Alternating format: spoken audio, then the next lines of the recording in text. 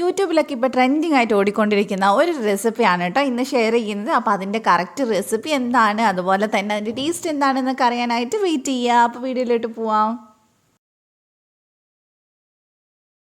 അപ്പോൾ ആദ്യം തന്നെ നമുക്ക് വേണ്ടത് ഇടിയപ്പത്തിനൊക്കെ എടുക്കുന്ന അരിപ്പൊടി ഉണ്ടല്ലോ, അതാണ്. അപ്പോൾ ഞാനത് ഏകദേശം 3/4 കപ്പ് എടുത്തിട്ടുണ്ട്. അതിലേക്ക് ആവശ്യത്തിനുള്ള ഉപ്പ് ചേർത്ത് കൊടുക്കുക. ഇനി ഇതിലേക്ക് നമുക്ക് സാധാ വെള്ളം ഒഴിച്ചിട്ടാണ് ഇത് മിക്സ് ചെയ്തെടുക്കുന്നത്. ഇത് കുഴക്കുകയും പരത്തുകയും ഒന്നും ചെയ്യുന്നില്ല. വളരെ സിമ്പിളായിട്ട് വൈകുന്നേരം കുട്ടികളൊക്കെ സ്കൂൾ വിട്ട് വരുന്ന സമയത്ത് കൊടുക്കാൻ പറ്റിയ നല്ലൊരു റെസിപ്പിയാണ് കേട്ടോ. അപ്പോൾ എന്താണെന്നുള്ളതൊക്കെ നമുക്ക് വഴിയെ നോക്കാം. അപ്പോൾ ഞാൻ കുറച്ചായിട്ട് വെള്ളം ഒഴിച്ചിട്ട് ഇതൊന്ന് മിക്സ് ചെയ്തെടുക്കുന്നുണ്ട്. നമ്മൾ സാധാരണ ദോശ ഉണ്ടാക്കുന്ന അത്രയും ലൂസ് വേണ്ട, ഈ ഒരു പരുവത്തിൽ ഇങ്ങനെ വേണം നമ്മൾ കലക്കിയെടുക്കാനായിട്ട്. അപ്പോൾ അതവിടെ മാറ്റി വയ്ക്കാം. ഇനി നമുക്കിതിനുള്ള ഫില്ലിങ് ഉണ്ടാക്കണം. ഞാൻ ഇവിടെ 1 ടീസ്പൂൺ നെയ്യ് എടുത്തിട്ടുണ്ട്. അപ്പോൾ നെയ്യൊന്ന് ചൂടാവുന്ന സമയത്ത് നമുക്കിതിനകത്തോട്ട് ഏകദേശം 1/2 കപ്പ് നല്ലോണം കുത്തി നിറച്ചിട്ടുണ്ട് കേട്ടോ.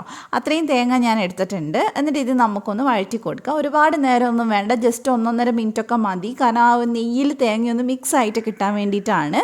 അപ്പോൾ അതൊന്ന് ചൂടായി തുടങ്ങുമ്പോൾ നമുക്കിതിനകത്തോട്ട് മധുരത്തിന് ആവശ്യത്തിന് പഞ്ചസാര ചേർത്ത് കൊടുക്കുക.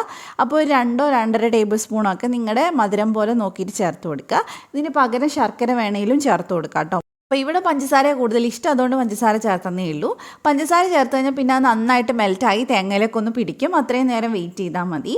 പിന്നെ നമുക്കിതിലേക്ക് ഫ്ലേവറിന് വേണ്ടിയിട്ട് 1/2 ടീസ്പൂൺ ഏലക്കാപ്പൊടി ചേർത്ത് കൊടുക്കണം. അപ്പോൾ അതും കൂടെ ചേർത്ത് കൊടുത്തിട്ടുണ്ട്. ഇനി നന്നായിട്ട് നമുക്കൊന്ന് മിക്സ് ചെയ്തെടുക്കാം. അപ്പോൾ ഇത്രയും മതി. ഇത് കൂടുതൽ വേവിക്കേണ്ട ആവശ്യമൊന്നുമില്ല. ഇനി നമുക്ക് ഫ്ലെയിം അങ്ങ് ഓഫ് ചെയ്യാം. അപ്പോൾ നമ്മുടെ ഫില്ലിംഗ് ഇവിടെ റെഡി ആയിട്ടുണ്ട്. അപ്പോൾ ഇനി നമുക്കിത് ഉണ്ടാക്കാനായിട്ട് വാഴയില വാട്ടിയെടുത്താണ് കേട്ടോ വേണ്ടത്. അപ്പോൾ ഞാൻ നടുക്കൊരു കുഞ്ഞു പീസ് വെച്ചിട്ടുണ്ട്, കീറി പോകാണ്ടിരിക്കാൻ വേണ്ടിയിട്ടാണ്. അപ്പോൾ അതിനകത്തോട്ട് നമുക്ക് 1 തവി മാവ് ഒഴിച്ചു കൊടുക്കുക. എന്നിട്ട് ഇതുപോലെ ഒന്ന് പരത്തി കൊടുക്കുക. ഒരുപാട് തിന്നാക്കണ്ട. നമ്മൾ സാധാ ദോശ ചെയ്യുന്നതിനേക്കാൾ ഇത്രയും കൂടെ ഒന്ന് കട്ടിക്ക് വേണം നമ്മൾ പരത്തി കൊടുക്കാനായിട്ട്. എന്നിട്ട് അതിൻ്റെ നടുക്കായിട്ട് നമുക്കിതുപോലെ ഫില്ലിംഗ് വെച്ച് കൊടുക്കുക. ഒരു പകുതിയോളം വെച്ച് കൊടുക്കണം കേട്ടോ. അപ്പോൾ നമ്മളിന്ന് ഉണ്ടാക്കുന്നത് കുഴക്കുകയും പരത്തിയും അരക്കും ഒന്നും ചെയ്യാതെ ചെയ്യുന്ന ഒരു ഇലയടയാണ് കേട്ടോ. അപ്പോൾ ഇനി നമുക്ക് ഇതുപോലെ ഒന്ന് മടക്കി കൊടുക്കാം. നിങ്ങൾക്ക് വേണമെങ്കിൽ ഇതിൻ്റെ സൈഡും മടക്കി കൊടുക്കുക. അഥവാ സൈഡിൽ കൂടെ പുറത്തേക്ക് പോകുന്നുണ്ടെങ്കിൽ 2 സൈഡും വേണമെങ്കിൽ മടക്കി കൊടുക്കാം. ഞാൻ ചെയ്തിട്ടില്ല. പിന്നെ നമുക്ക് ഇതുപോലെ ഒരു ആവി പാത്രത്തിൽ ആ വാഴയിലേൻ്റെ ഒരു പീസ് തന്നെ ഞാൻ വെച്ച് കൊടുക്കുന്നുണ്ട്.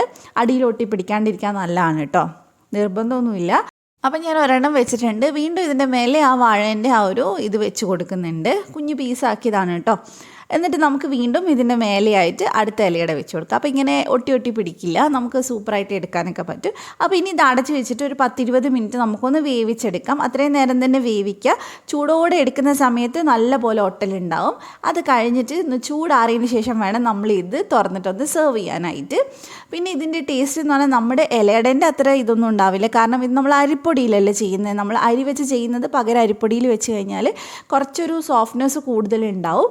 അല്ലാതെ നമ്മുടെ കുറച്ച് കട്ടിയിൽ അങ്ങനെ കിട്ടില്ല. എന്നാലും നമുക്ക് ഇതുപോലെ കട്ട് ചെയ്തൊക്കെ എടുത്ത് കഴിക്കാൻ പറ്റുന്നേ ഉള്ളൂ. ടേസ്റ്റൊക്കെ സെയിം തന്നെയാണ്. അപ്പോൾ നന്നായിട്ട് വേവിക്കാൻ നോക്കുക. ചൂടാറിയതിന് ശേഷം കഴിക്കുക. അത്രയും ചെയ്താൽ മതി. നന്നായിട്ട് വെന്തിട്ടില്ലെങ്കിൽ വായിലിങ്ങനെ ഒട്ടണ പോലെ ഉണ്ടാവും. അപ്പോൾ ഇത്രയേ ഉള്ളൂ. സിമ്പിളായിട്ട് ചെയ്യാൻ പറ്റുന്ന ഒരു റെസിപ്പിയാണ്. കുട്ടികൾക്കൊക്കെ ഉണ്ടാക്കി കൊടുക്കാം, നല്ലതാണ്. അപ്പോൾ ഈസി ആയിട്ടുള്ള ഈ ഇലയുടെ ഒന്ന് ട്രൈ ചെയ്ത് നോക്കുക. പിന്നെ റെസിപ്പി ഇഷ്ടമായിട്ടുണ്ടെങ്കിൽ വീഡിയോ ഒന്ന് ഷെയർ ചെയ്യുക, വീഡിയോ ഒന്ന് ലൈക്ക് ചെയ്യുക, അതുപോലെ തന്നെ ചാനലൊന്ന് സപ്പോർട്ട് ചെയ്യുക. മറ്റൊരു നല്ല റെസിപ്പി ആയിട്ട് നമുക്ക് വീണ്ടും കാണാം. Thank you for watching.